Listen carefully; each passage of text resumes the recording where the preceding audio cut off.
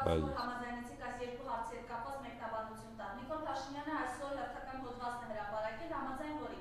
Հայաստանի բոլոր ճանապարհները բաց են Ադրբեջանի համար։ Ինքը նշում է, որ դեռ 2022 թվականին կառավարությունը նախագիծ է դրել շրջանառության մեջ, համաձայն որի Ադրբեջանի բեռնատարները կարող են ազատ երթևեկել մեր տարածքով մինչև դեպի Նախիջևան, Թուրքիա, սակայն դա մերժվել է Ադրբեջանի մերժողական դիրքորոշման պատճառով, ինչպես նաև ինքը ասում է ամեն դեպքում այս նախագիծը կարող է 1-2 շաբաթվա ընթացքում իրականություն դառնալ։ Խնդրեմ այս մասով ձեր գնահատականը տաք, ես ամբողջ հոդվածողակի մեջ չեմ մեջբերել։ Դրա իմաստն էլ չկա։ Մանավանդ ջան, երբ որ տղամարդը ինքնասիրություն չունի, ուրեմն կնշանակի, որ ինքը որևէ մի ճիշտ գաղափարի գալ չի կարող, կամ ընդհանրապես, եթե ինքը պատրաստ է այդպիսի նվաստ վիճակում լինել, ուրեմն կնշանակի բոլոր տեղերում է այդպիսին։ Եվ հիմա, երբ որ ասում է, թե բաց է, հիմա ես հարց եմ տալիս, վերջով մի անգամ կասես, Ադրբեջանի ճանապարհները մեզ համար բաց են, թե ոչ։ Եթե դու պատրաստում ես ինչ-որ մի բան անել թշնամուն, էնել թշնամին է դեռ, դու նրանից համապատասխան գործողություն ստանալու ես, թե ոչ։ Բայց մենք շատ լավ հասկանում ենք, չէ, որ եթե մենք անգամ եթե Ադրբեջանն ասի համեցեք եկեք անցեք, մենք չենք գնալու, չէ, ճանապարհով, որովհետև շատ լավ գիտենք ինչ վայրագություններ են նրանք անելու։ Դու ինչի հիման վրա ես ասում, եկեք այդ իրոք էստի համեցեք եք անում։ Դրա համար այս անձի հետ ախր շարունակել անընդհատ ինչ-որ սրա անհետեթությունների վերաբերյալ մեկնաբանություններ անել։ Ճիշտ ես, ցավոք սրտի այդպես է, բայց ամեն ինչին վերջը գալիս է։ Ես ուզում եմ ասեմ, որ հիմա իհարկե մենք պետք է անընդհատ ցույց տանք, որ այս անձը իրավասու չի մեր փոխարեն այդ բոլոր հարցերը լուծել։ Արդեն այլևս գոնե, եթե անգամ ինքը 21 թվականին ասում էր, որ ինքը ստացել է այդքան ձայներ, այսօր ինքը լեգիտիմ անձ չի, որովհետև չունի այդ իրավունքը, չունի այն հազարավոր ձայները, որոնք որ ստացել էր, ասենք թե նույն 21 թվականին։ Դրա համար այսօր որևէ իրավասություն չունի։ Ամեն օր կառավարության առաջ մարդիկ հավաքվում են բողոքի։ Ամեն օր ինքը դրա դիմաց ինչ է անում, ներքին զորքերն է անընդհատ բերում կանգնացնում, ինքը չի կարողանում ժողովրդին կառավարել և չունի այդ կառավարման ունակությունը։ Եվ այս առումով է, որ ես ասում եմ, որ մարդը իր տեղում չի եղել և չի լինելու։ Հարցը այլ բան է, թե ոնց պետք է նրան կամ համոզենք շակերտներում, ոնց նրան պետք է ստիպենք, որպեսզի նա հեռանա, որպեսզի կարողանանք պետությունը նորից վերականգնի իր բոլոր հնարավորությունները, նոր զարգացում է պետք պետությանը, նոր կարգի այսօրվա աշխարհաքաղաքական այս համակարգում, որը ձևավորում է մեր աչքի առաջ։ Այս մարդը ընդհանրապես զրո է։ Այդ ամենը ցույց տվեց Մյունխենի իր այցը։ Երբ որ որևէ մի գերմանացի, չինովնիկ չէր եկել նրան դիմավորելու։ Այն Սուրիկ Պապիկյանը եւ այդ Ասերյանը եկել էին ընդեղից կանգնել, որ իրան դիմավորեն։ Դուք հասկանում եք խայտառակության աստիճանը։ Այսպիսի իրավիճակներում այս Զելենսկուց ավելի բետարը դուրս է գալու։ Դրա համար ասում եմ, ես տեսնում եմ հետևյալը, որ ոչ թե մեկնաբանել, այլ ուղղակի պետք է ժողովրդին բացատրել, որ այդ ձեր հատվածային, այսպես կոչված պայքարը ձեր ուրեմն հարցը լուծելու համար հաջողություն չի բերելու, քանի դեռ այս մարդիկ դեռ իշխանություն են։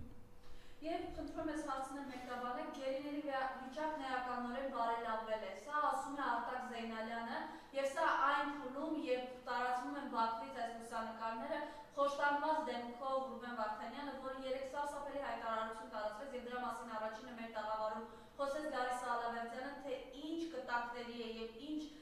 սարսափելի դաժան բառեր չկարելի ասել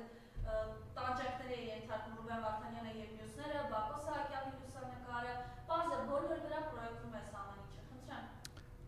Գիտեք, ես զարմանում եմ ճիշտ ասած, որտեվ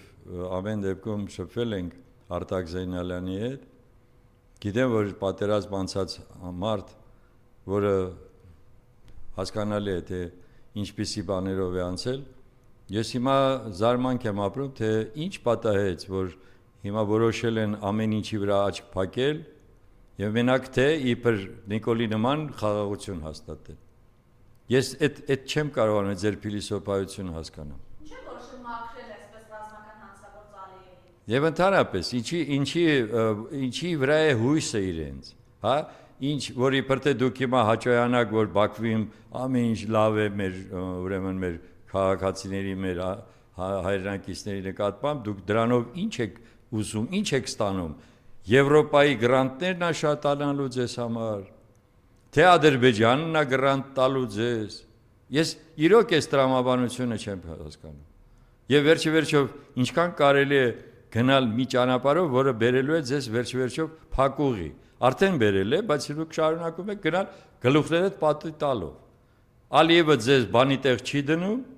Ալիևը անում է այն ինչ որ ինքը գտնում է ճիշտ եւ օգտվում է այս ամենից, հա, որը որ կա այսօր Հայաստանում, դուք շարունակում եք նույն ճանապարհը։ Ուրեմն շահագրգռվածությունը պետք է հասկանալ ձեր։ Ինչով է դա պայմանավորված։ Ինչ եք ստանում դրա դիմաց, ես դա եմ ուզում հասկանամ։